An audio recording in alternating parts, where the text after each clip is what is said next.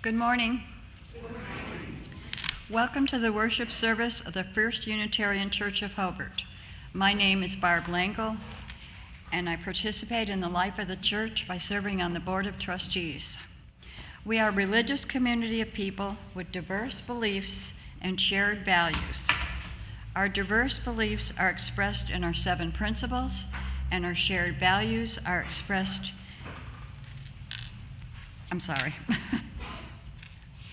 in our 7 principles. Both can be found online at uua.org. Together, we strive to grow spiritually, build community, and live our values in the world. I have a few announcements, kind of more like reminders. Next Sunday is our ministry fair right after the service. All of our ministry's activities, as well as the board, should focus on the mission of the church. And if you don't know the mission, look in your order of service. I am challenging all congregants and friends to come and see where they can help with our mission. There are many opportunities to put your talents to work. Come with questions and ideas. And a reminder that our rummage sale is the last Friday and Saturday of this month. You could start bringing donations any Sunday now, and then the Monday through Thursday on the 25th through the 28th. And then a reminder for the cookbook. I'm still needing some more recipes. About 2/3 of what I want, I have. So please send them to me, bring them in, hand them to me. And next week is our water service, so you all know. If somebody doesn't know what to do for that, talk to one of us on the board. Okay. Today in the pulpit, we have Ruth Halstead from our Right Relations team. Give her a big hand. We are currently streaming our services online. The joys and sorrows portion of our service, however, is private, and we will take a break from streaming during that portion. Other than that, the service will be recorded and be available for future viewing on Facebook, YouTube, and the church website. Now please let your Facebook and Twitter friends know you are attending worship with hashtag First Unitarian Hobart. Silence your devices, take a deep breath, and another, and join us in the spirit of reverence.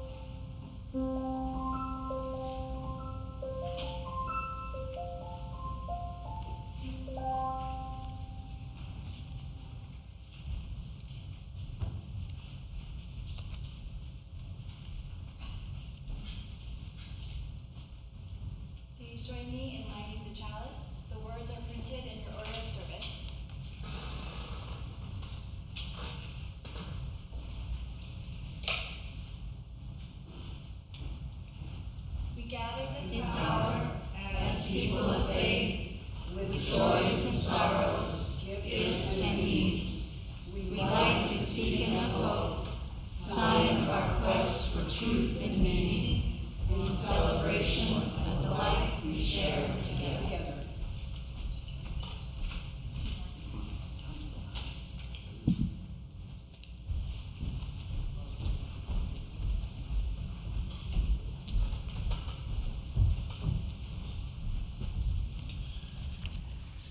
Our opening words today are from the Reverend Burton Carley. They're in your order of service. I've been asked to read these, but given the fact that they're a statement of we, I think it might be nice if we all read them together. So instead of just reading them, I'll lead you, if you would join in. We gather on this Sabbath morn to worship in spirit and truth, to raise a joyful noise to the eternal mystery, to reaffirm our covenant, to seek wisdom in love, to strengthen our commitment to the common good. We come from many paths to explore that which is hidden, to consider the ways of our hearts, to confess how we have stumbled, to heal what is broken. We assemble in the effort to quicken our compassion and mercy, to deepen our understanding, to renew our courage, to remember who we are. Thus do we celebrate the grace and gift of life and practice our faith to the greater glory of the Spirit. Now please rise in body and spirit for opening hymn number 1017 in your steel hymnal, Building a New Way.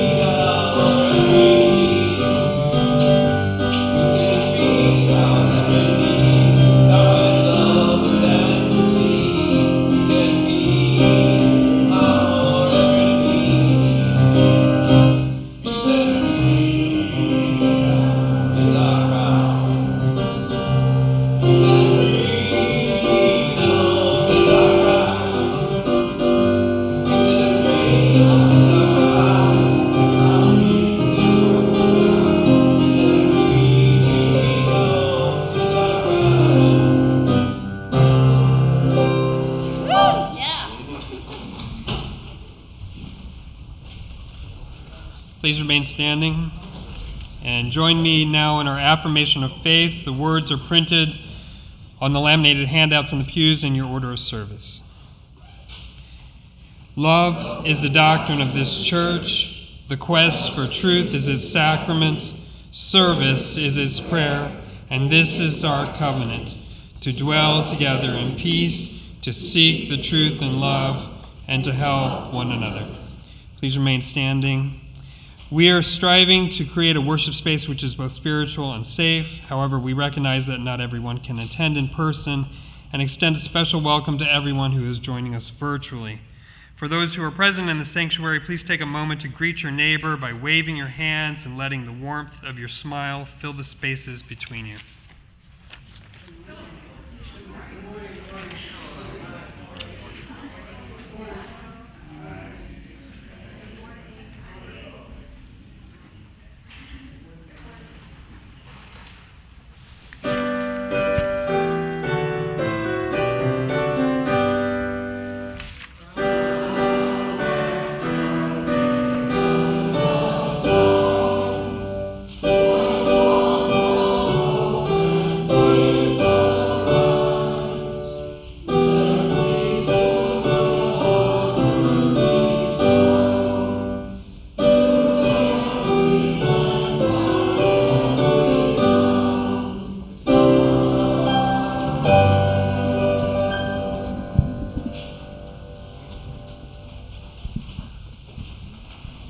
Is this on? Oh, yes, it is. This is a time when we share our joys, sorrows, and milestones. Pain, of course, is inevitable, but when we share it with one another, it is diminished. Joy.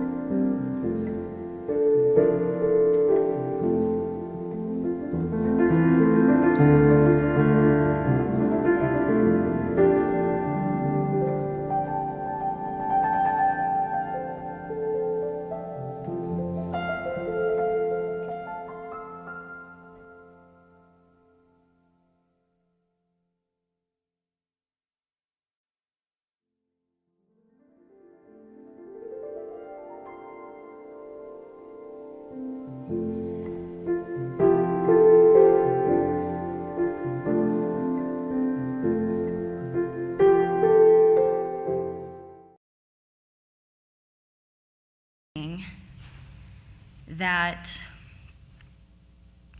when talking about these beautiful concepts, love, kindness, gratitude, and forgiveness, I feel uneasy. Like there's a part of me in the narrative being left out. Something is missing, and it nags at me. That uneasy feeling reminded me of another time, years ago, when I was asked to substitute for a children's Sunday school class in the LDS Church, LDS Latter-day Saints, or Mormon. It was last minute. I was handed manual number 2 and told to turn to lesson number 28. The title of this lesson was We Can Treat Others Kindly. A short story in that lesson was nice, but seemed unfinished to me, and as I read it to the children that day. Cindy will read this story from that lesson, and then I would like an open mic for anyone to share their thoughts and feelings about this story. I read this story to 3 people this past week and got 3 different responses, all very important perspectives to consider. So let's see what comes up in you after the story, and maybe it's the same thing that came up for me. Louisa and Todd were friends and enjoyed playing together. One afternoon, however, they got into an argument. Louisa called Todd a name, and Todd pushed Louisa down. When she began to cry, he made a face at her. Louisa went to find her father. She knew that he would help her. Louisa told her father how Todd had pushed her down and had been mean to her. She asked her father to go outside and punish Todd. Louisa's father told her that punishing Todd might not be the best thing to do. He told Louisa to go into the kitchen instead and spread some jam on 2 pieces of bread. Then he told her to take one of the pieces of bread to Todd. If she did that, Louisa's father said, she would have a friend instead of an enemy. Louisa did as her father told her. When she went back outside and offered the bread and jam to Todd, he looked at her for a moment and then took the gift. Todd and Louisa smiled at each other and sat down to enjoy their bread and jam. They were friends again. Thank you.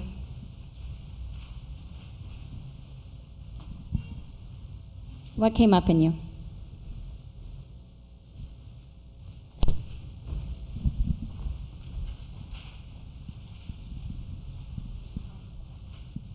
That it's okay for him to push her down. That's what you got from that? Okay. Anyone else?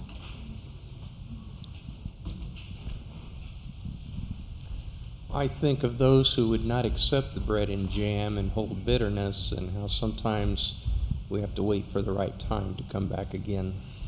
People have their own things going on. Okay. It kind of seemed to teach female submission. So you heard teaching female submission. Okay.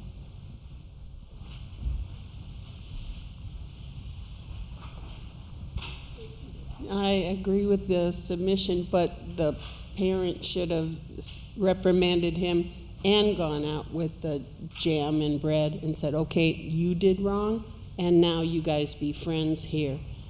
Both of you eat and share. Okay, thank you. Thank you.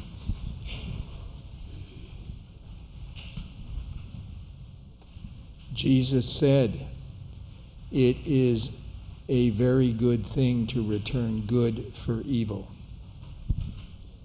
Thank you. It kind of that's how the story ended, and that she brought him something and did something nice. And if you do nice things for people, usually they come back and they're friendly and stuff. But what if he had hit the sandwich and knocked it out of her hand and pushed her down again? You know, then what do you do with this kid? What do you do if it keeps happening? The same. Accept this friendliness or trying to make up type thing, and just keeps being kind of mean. Okay. Okay. I think everything that you guys brought up was the exact feelings I was having, actually. It's so beautiful to love and forgive and share kindness. And that it has to permeate everything we do.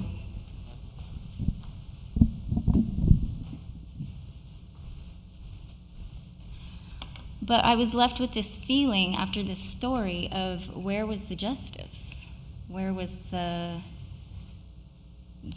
calling out of bad behavior? Yeah.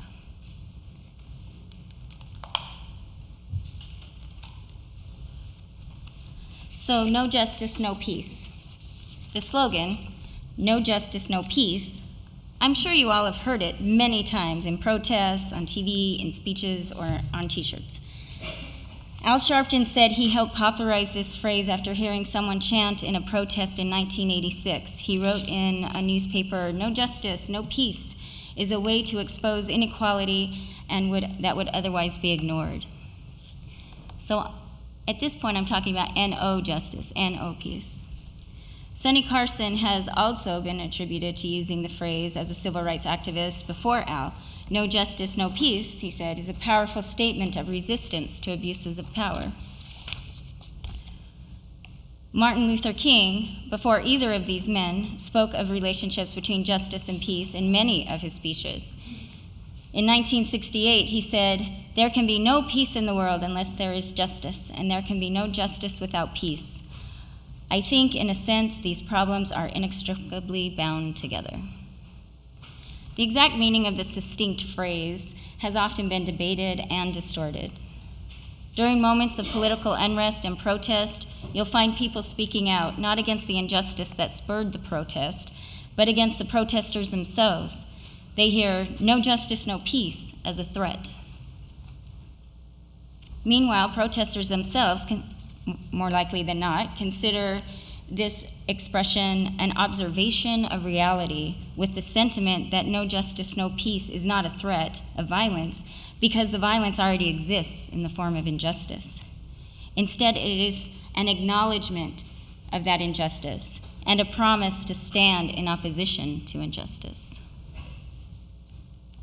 This is what I thought was missing in the story. It's just an acknowledgement of some injustice that had taken place.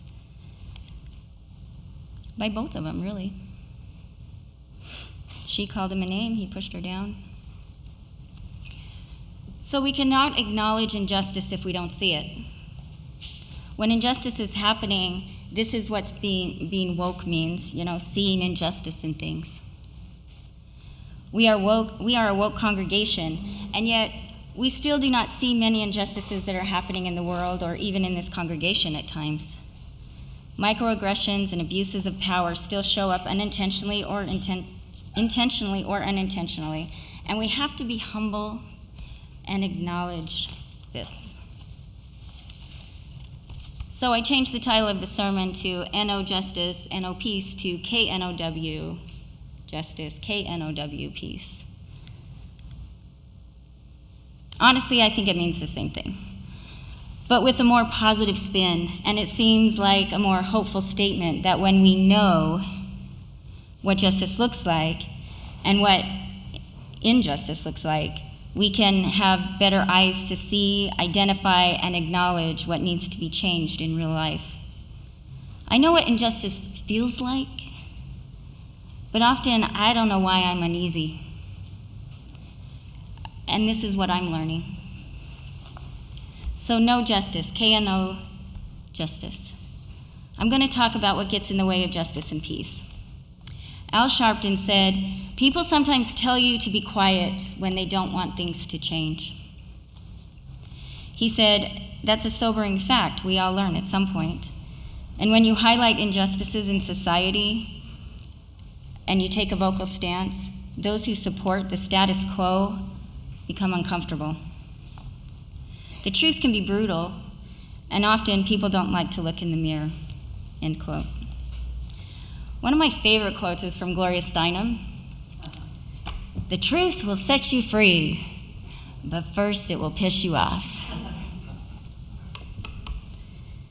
And we all have a tendency to resist change, even when it is for the better of all of us. I was able to meet Gloria Steinem in South Bend a few years ago. Cindy was with me. Thank you, John, for the tickets. Gloria was able to name something that I believe explains my uneasy feeling when hearing people talk of love and kindness. She called it Darvo. Gloria explained, Darvo is a gaslighting, 3-step method that warps people's mind to believe the victim is the problem. If perpetrators are convincing enough, others see the victim as the problem too. It's all smoke and mirrors, so no one pays attention to the abuser behind the curtain or to the people that benefit from that abuse. Dr. Abigail Lev came up with the acronym DARVO. D stands for deny, minimize, get defensive, ignore, dismiss. A stands for attack. How dare you? You made me uncomfortable. You are the problem. You are so blah, blah, blah. Threats, threats. And the RVO stands for reverse victim offender. So DARVO, deny, attack, reverse victim offender. Just so it sinks in. What does D stand for? Deny. What does A stand for? Attack. What does RVO stand for? Reverse victim offender. Woo, you guys are quick to pick this up. It took me a while to let that all sink in, you know? It was mind-blowing to me. So as women, as people of color, LGBTQIA people, or people with disabilities, we have come to expect this pissed off reaction that leads to Darvo when speaking our truth for justice and peace. And during the "how dare you" reaction, it is maddening. And it keeps victims silent. If as victims we do speak out, then we risk a second round of injustice that happens when the action to defend oneself gets characterized as abusive, or the person is labeled not in our right mind, crazy, delusional, mental, on drugs or needs drugs. And the third wave of injustice happens when others in the community buy into the Darvo mangled, twisted web of lies on who is really accountable for the disturbance of peace. The waters are muddied enough that the people get confused and disengaged. No clear abuser? Ugh, that's confusing. Why even try? In that, Darvo tactics, words use and confuse others and minimizes help for victims.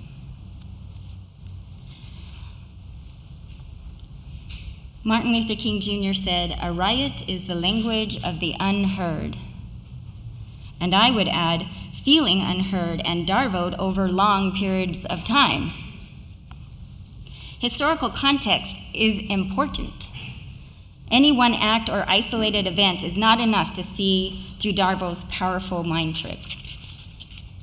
For example, people come into my office for couples therapy. I'm a couples therapist. And I hear that there was some yelling, hitting, name-calling, lying, or hiding money. On the surface, that all seems wrong. But I have to look at the historical and relational context of the person that is acting this way before I can appreciate where, if at all, injustice is happening. I have to ask questions and assess the intent over time. Are these actions to control others and maintain the status quo of an oppressive abuse of power? Or is this person yelling, hitting, lying, or hiding money acting this way to maintain their freedom, their dignity, and control over themselves and independence? In other words, does the act preserve freedom, security, safety for every individual, or just the person in the power position? It is the historical context that makes any one action abusive or protective, just or unjust. You don't have to be a therapist to start asking these questions in any context. Who makes the decisions? Were these decisions coerced? What are the consequences for making decisions that others do not like? Whose boundaries are being respected? Whose life is getting smaller? It's not hard to apply these same questions to larger systemic entities, such as intergenerational families, organizations, groups of people, and governments, even some sacred text.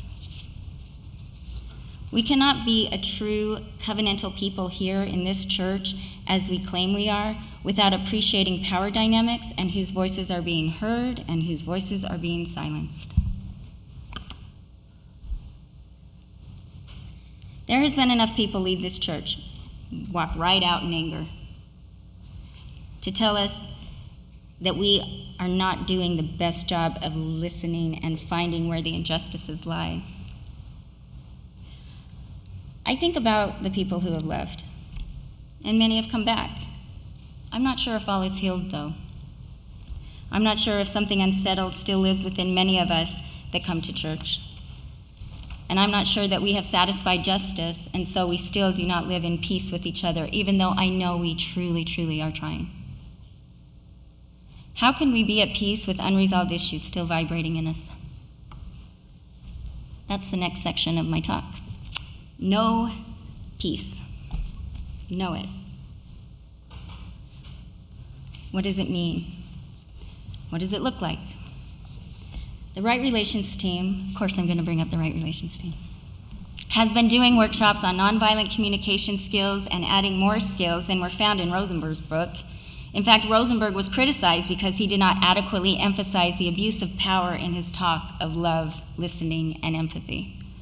All great things, and if we're not careful, preaching love, listening, and empathy can be twisted and used against a victim when the focus is only on love and does not include justice to go along with it. Perhaps Rosenberg was speaking from the perspective of a white male in his privilege and how his spiritual work was to improve listening skills, while more disenfranchised people need to do the spiritual work to speak out and to be heard. Steps in the listening skills. We've gone over this. I want to review it real quick. Hear when someone is unhappy with us. Hear it. Empathize with the experience of the person we might have hurt, intentionally or unintentionally.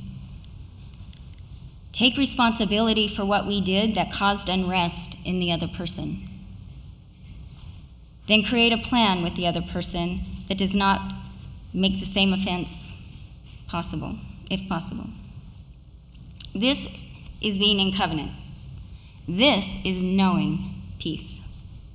So justice is about speaking up, and peace is about taking responsibility for our mistakes, wrongdoing, and the impact of our action on others.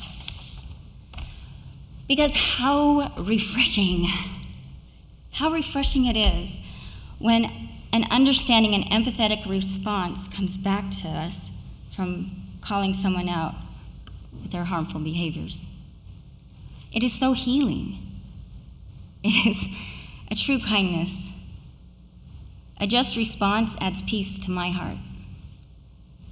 And I owe anyone that I'm interacting with nothing less. It's not easy to be called out. My first feeling is not always peaceful. I understand the defensiveness.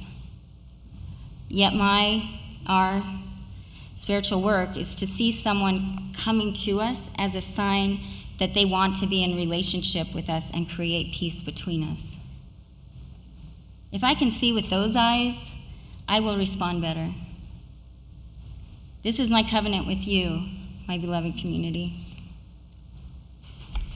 Rumi said, "Even though you have broken your vows 10,000 times, come, yet again come." This isn't an invitation to just accept abuse and offense. If anything, it's an invitation to call it out in order to have peace and stay in relationship. Stay in relationship. It's a call to listen with empathy and respond with love. Maybe we all need a break at times to find our voice, get the help and perspective, and then come back with the strength of our convictions. Come back, though. Come back. In these doors, we covenant to be safe haven for spiritual worship and growth. I know together we can accept and embrace any mess and help clean it up. So may it be.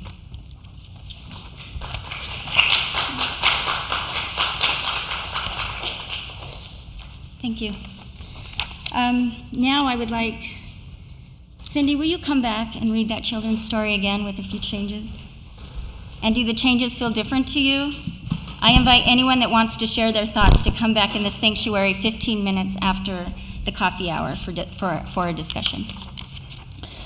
Louisa and Todd were friends and enjoyed playing together. One afternoon, however, they got into an argument. Louisa called Todd a name, and Todd pushed Louisa down. When she began to cry, he made a face at her. Louisa went to find her father. She knew that he would help her. Louisa told her father how Todd had pushed her down and had been mean to her. She asked her father to go outside and punish Todd. Louisa's father held her and said, "I am sorry you were hurt, honey. No one should push you down for any reason." He told her that punishing Todd might not be the best thing to do right now. He said, "First, go tell Todd you were hurt and he should apologize. Then invite him in to have bread and jam that you both like. I will be close by if you need me." Louisa went back outside and said, "Todd, you hurt my feelings and my elbow when you pushed me, and I want an apology. Todd said, "But you called me a name." Louisa said, "I'm sorry I called you a name, and I should not have. And you still should not have pushed me down." Todd said, "I'm sorry I hurt you, Louisa." They both agreed to talk without name-calling or pushing any more. Louisa invited Todd to the kitchen. They sat on the porch, smiling at each other, enjoying bread and jam, still friends.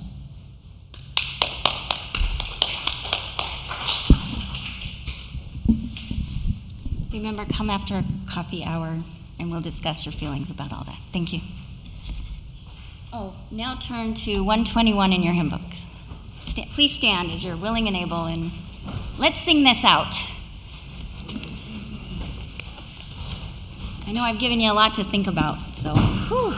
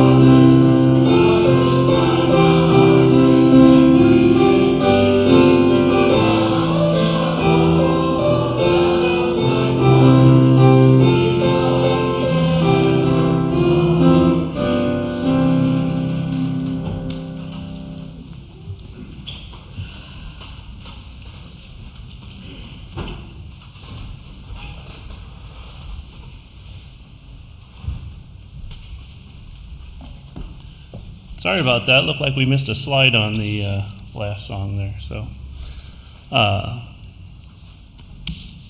I saying the whole thing? This is a time in our service where we do the offering. We take up 2 offerings each week. One is for the. Sorry, it's been a while since I've done this, so I see it every week, but you think you'd remember it. But,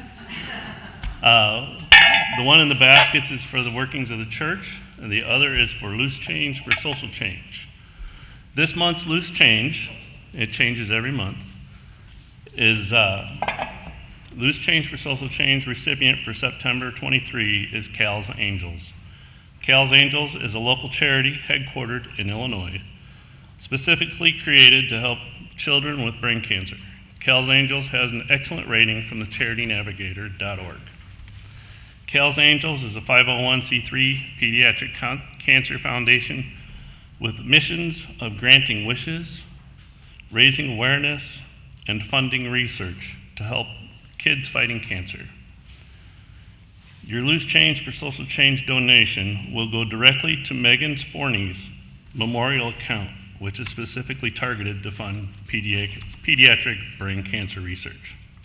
So please help as much as you can. Can I get 4 volunteers? Just,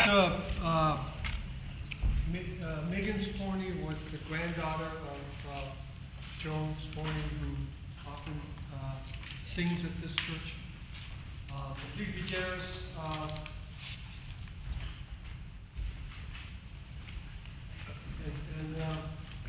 I also like to congratulate the congregation. Since last month, we collected $312.35 for the Northwest Indiana Community Action Agency. And since January 1st, you all have generously contributed $2,518.35 to social causes through Loose Change for Social Change. Good job.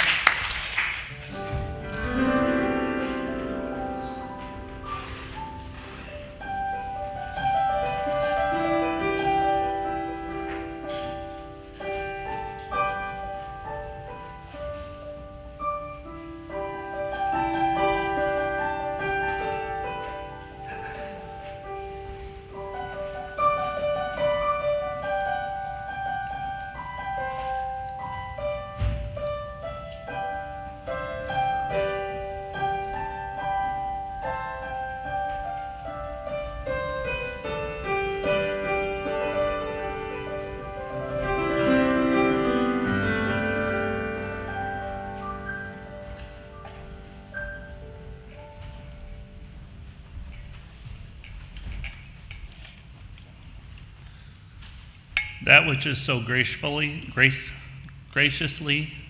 given is humbly accepted. Thank you.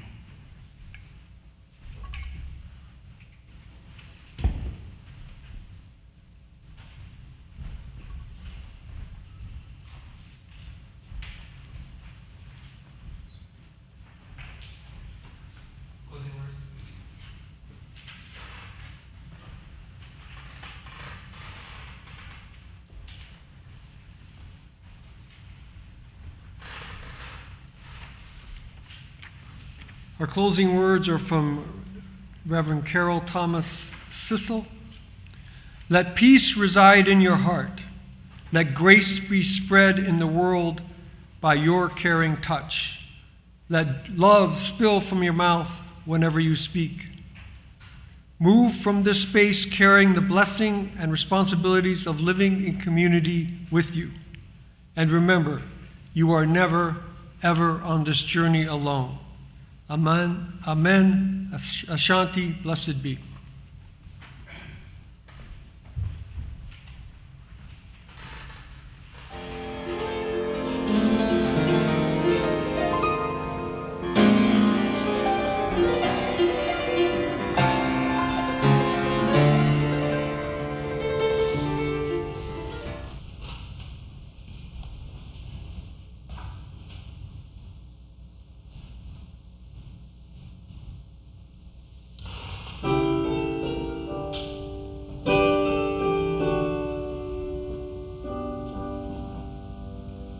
Lift every voice and sing till earth and heaven rings with the harmonies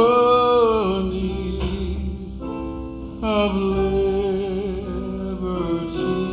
Let our rejoicing rise high as the listening skies. Let it resound loud as the rolling sea.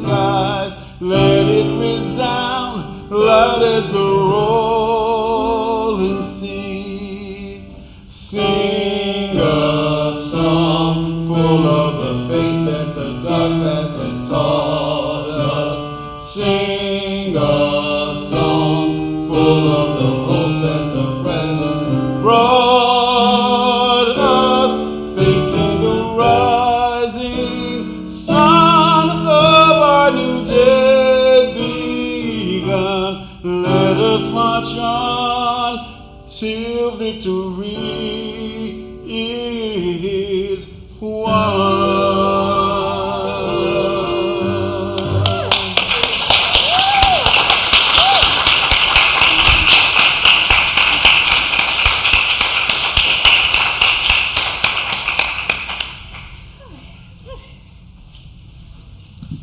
And now join me in extinguishing our chalice. We extinguish this flame, but not the light of truth, the warmth of community, or the fire of commitment. These we carry in our hearts until we are together again.